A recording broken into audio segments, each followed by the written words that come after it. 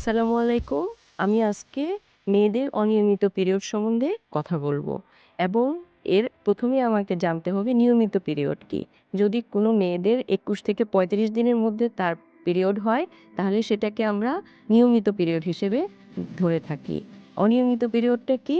২১ দিনের আগে যদি কারো পিরিয়ড হয় এবং ৩৫ দিনের পরে কারো পিরিয়ড হয়, সেই ক্ষেত্রে এবং এটা কয়েকবারই হতে থাকে, তখন সেটাকে আমরা অনিয়মিত পিরিয়ড বলে থাকি।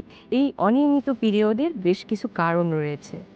কিছু কারণ যেমন হচ্ছে হলো আপনার ইস্ট্রোজেন এবং প্রোজেস্টেরনের ইমব্যালেন্স হয়ে যাওয়া, পিসিওএস বা পলিসিস্টিক ওভারিয়ান সিনড্রোম, যেখানে হরমোন মাসিকের সাইকেলটা নিয়মিত রাখে, সেই মেয়েলি হরমোনের পরিবর্তে পুরুষালি হরমোনগুলো বের হয়ে আসে এবং মাসিক অনিয়মিত হয়।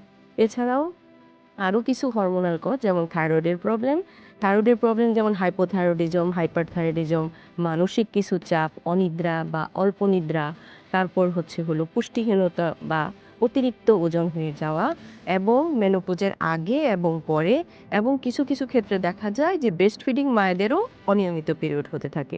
এছাড়াও মেইন যে ইদানিং যে কমন কজটা আমি আরও বেশি করে দেখি, যে সমস্ত বিবাহিত মহিলারা আপনার হচ্ছে হলো জন্ম নিয়ন্ত্রণের পদ্ধতি হঠাৎ করে ছেড়ে দেওয়া, অনিয়মিতভাবে জন্ম নিয়ন্ত্রণ বড়ি খাওয়া এবং আপনার ইমার্জেন্সি পিল খাওয়া, এগুলোর কারণে অনিয়মিত মাসিক হতে পারে।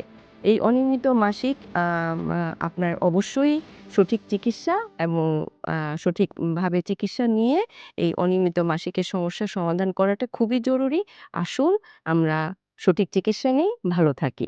আসসালামু আলাইকুম। সেরা ডাক্তার, সেরা হাসপাতাল, খাজা বদরুদ্দোজা মডার্ন হাসপাতাল।